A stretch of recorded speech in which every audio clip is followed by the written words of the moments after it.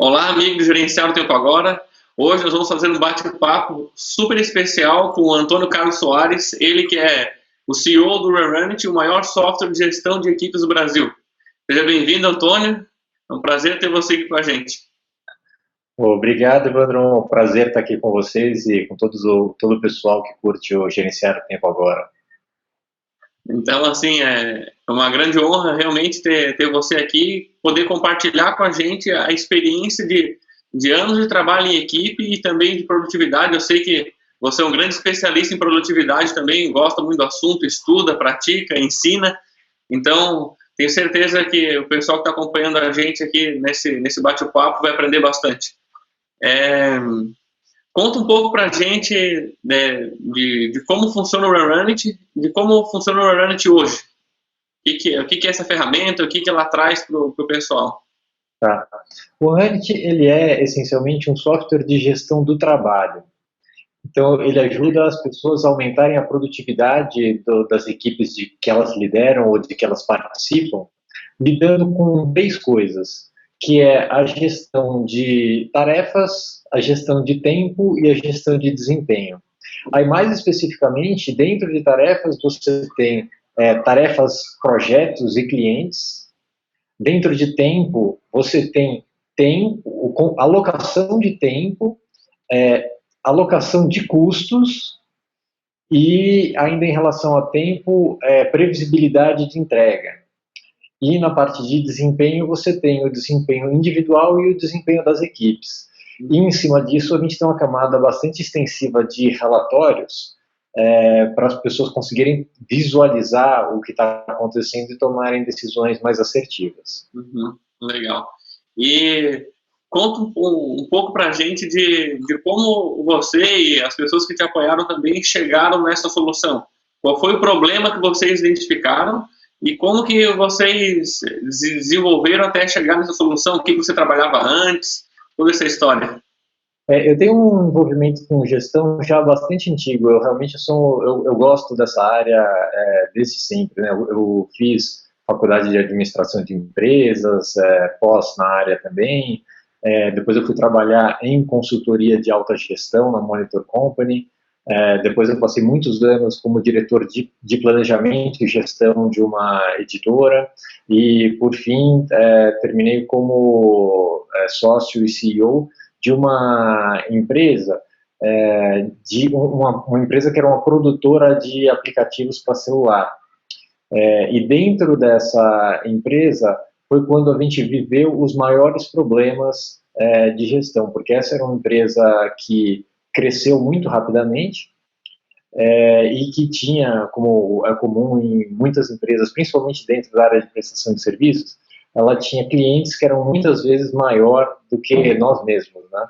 Então, eram clientes que tinham um poder econômico muito grande sobre a gente. Então, eles mudavam prioridade e escopo das coisas, dos projetos e das tarefas que precisavam ser feitas com muita facilidade e cabia a nós apenas dizer se a gente ia cobrar mais por isso ou não, porque fazer já estava claro que a gente ia fazer, a gente não tinha essa escolha de fazer ou não fazer, a gente ia fazer da forma que ele pediu, mas isso tornava o ambiente extremamente difícil. Então, na época, o que acontecia era isso, a gente tinha umas 100 pessoas, mais ou menos umas 60 na área de desenvolvimento, e era muita gente inteligente, trabalhando muitas horas, e de uma forma muito frenética. Ninguém estava enrolando, estava realmente todo mundo trabalhando muito, correndo atrás de viabilizar as entregas, etc. E ao mesmo tempo eu olhar para aquilo como sócio da empresa, responsável principalmente pela atividade comercial da empresa, e eu ficava muito frustrado, porque pouca coisa relevante de fato estava acontecendo, tinha pouca entrega, pouca coisa saía, e portanto a gente conseguia monetizar e faturar uma parcela que me parecia pequena do esforço que a gente estava fazendo. Esse entendimento de o que estava acontecendo, de por que os projetos não ficavam prontos nas datas, por que que eles custavam, na verdade eu nem sabia ao certo quanto eles custavam, eu sabia que demorava demais, que a gente gastava muito, mas eu não sabia se este projeto custava mais que o outro. E eu via as pessoas o tempo inteiro trabalhando em bobagem, sabe, em coisas que assim não eram prioritárias para a empresa, não precisava ser feito naquele momento, tinha coisas muito mais relevantes para ser feita, e aquilo ali era uma situação extremamente frustrante. Especificamente, eu lembro de um momento em que a gente tinha uma proposta gigante para uma operadora de telefonia, e gigante mesmo, era assim, sozinha ela era 10% do faturamento da empresa, ou mais.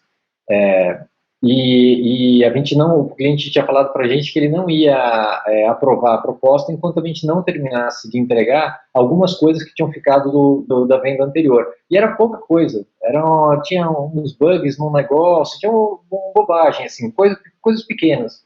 E ele precisava dar ok naquilo, dar o aceite naquilo antes de seguir adiante.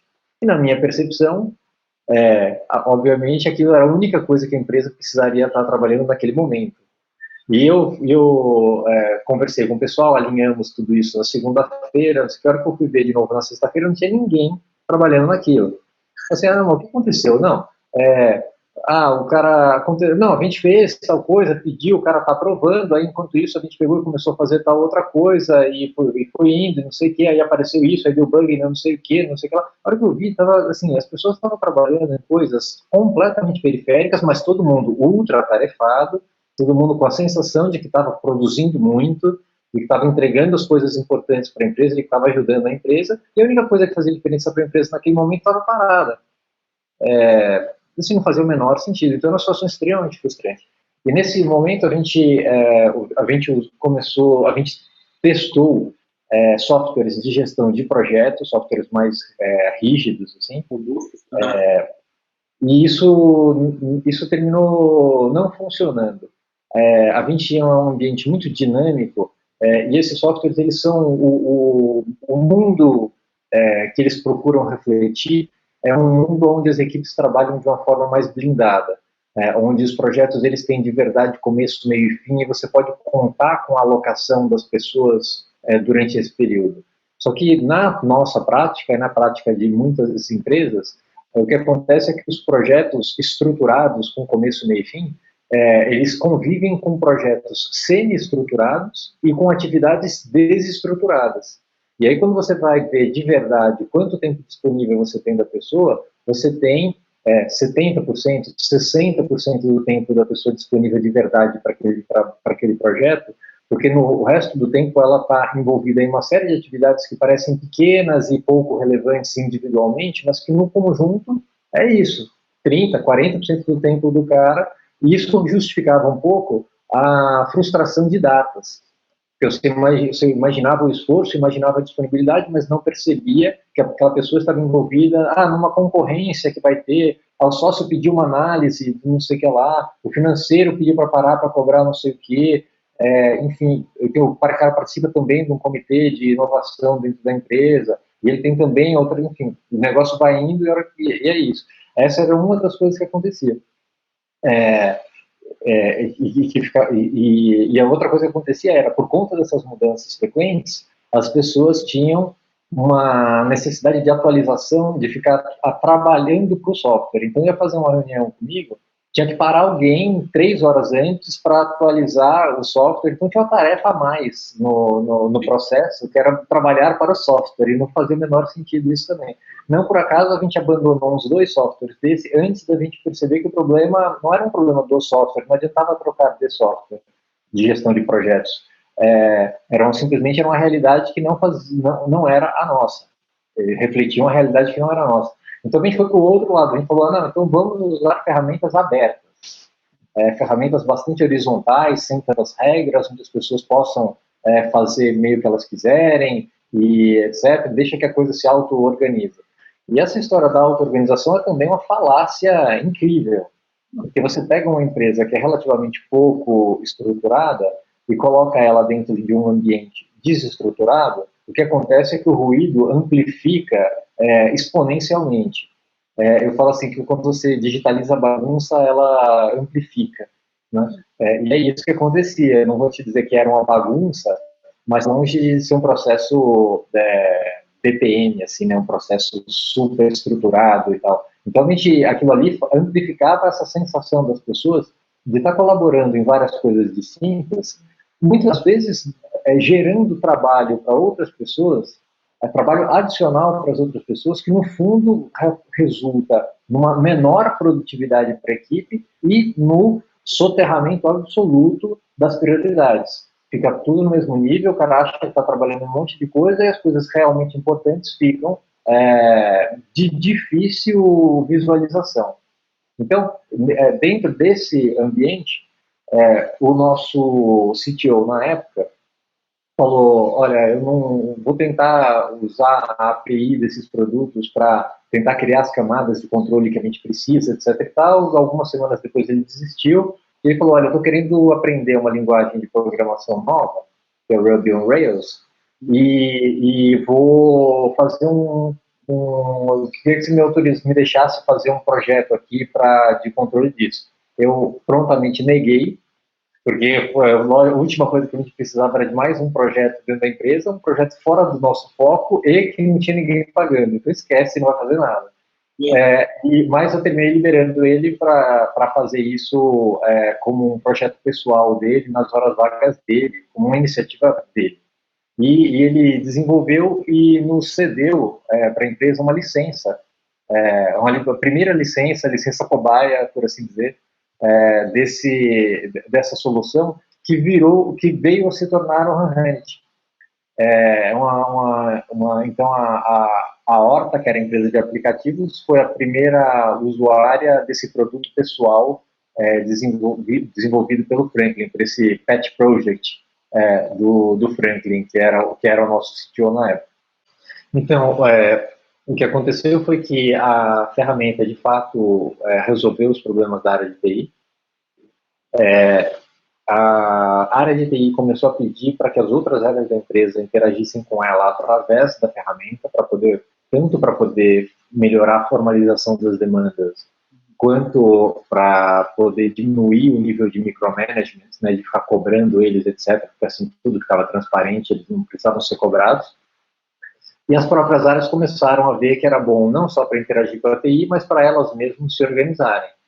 E a empresa começou a adotar o Hanhanit como sua principal forma de trabalho e foi abandonando todas as outras, o e-mail, planilhas eletrônicas, outras ferramentas de gestão de projetos, rede social interna, outras coisas que a gente tinha, isso foi tudo caindo em desuso e a comunicação toda foi se consolidando dentro do Hanhanit. E aí começou a acontecer uma coisa legal, que pessoas que eventualmente saíam da empresa ligavam para o Franklin pedindo, olha, poxa, eu vim trabalhar numa empresa que parecia a Horta antes de começar o Hanhanit, está uma bagunça desgraçada isso aqui, posso continuar usando? Aí o Franklin falou assim, bom, whatever, legal, assim, tipo, isso é um brinquedo, você siga à vontade, e foi abrindo contas para as pessoas. E posteriormente no dia que a gente, a Horta terminou se consolidando como líder do mercado de aplicativos para celulares, principalmente para grandes empresas, né, construindo uma reputação de credibilidade de entrega muito grande, e não tenha dúvida de que o Hanhanit tem uma parcela muito grande do mérito em ter nos ajudado a construir essa reputação de credibilidade. E no final a empresa terminou, dentro de um processo de captação, recebendo uma oferta de compra pelo Grupo Ponto Mob, que é o braço de mobile do Grupo RBS do Sul, né? E a gente terminou optando por vender a empresa e seguir nossas vidas adiante. E nesse processo, a hora que a gente foi conversar eu estava muito fascinado com a ideia do que estava se chamando de social business software, né? Isso em 2012, né?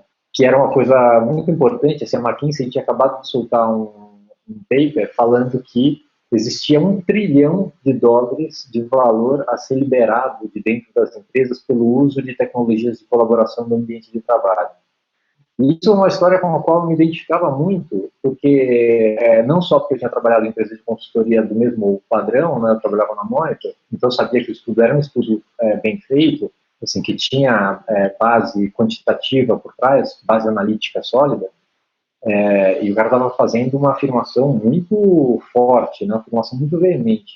E eu comecei a me lembrar de quando eu comecei a trabalhar em 92, 93, que logo que eu comecei a trabalhar, eu ainda peguei um mundo pré-informatização, né? Eu trabalhava num banco e existia a figura do contínuo, existia a máquina de escrever, existia calculadora de rolo, etc. E muito rapidamente, uns 2, 3 anos, isso acabou, né? Porque foi quando o banco começou a investir no que na época se chamava genericamente, né, de treinamentos em informática, né? Então era ensinar o pessoal a usar, na época era o DOS, né? Era DOS, era Lotus 1, 2, 3, era o WordStar, era outra geração de software. Os programas eram aqueles flops, né? Aqueles discos maleáveis. E aquilo ali me causou uma impressão muito forte, porque em 3 anos a área que eu trabalhava foi demolida e foi construída uma outra completamente diferente. O perfil das pessoas mudou completamente, a quantidade e a profundidade das análises mudou completamente, o nível de produtividade da empresa como um todo teve um salto quântico, isso no meio dos anos 90. Agora, se você for pensar, do meio dos anos 90 até hoje, não tem mais nada praticamente que você faça da mesma forma. Você não compra uma passagem aérea, não lê um livro, não anda no trânsito, não fala com seus amigos, não tem nada que você faça da mesma maneira que você fazia no meio dos anos 90. A não ser, provavelmente, a coisa que você mais faz na sua vida que é trabalhar. Você provavelmente ainda trabalha em cima de e-mail e planilha eletrônica, que são tecnologias do meio dos anos 90. Então, isso daí era uma constatação, assim, eu vivi na pele essa transformação e a partir desse estudo da McKinsey começou a me cair a ficha de que, olha, existe isso realmente, esse problema existe, era o problema que a gente tinha na empresa.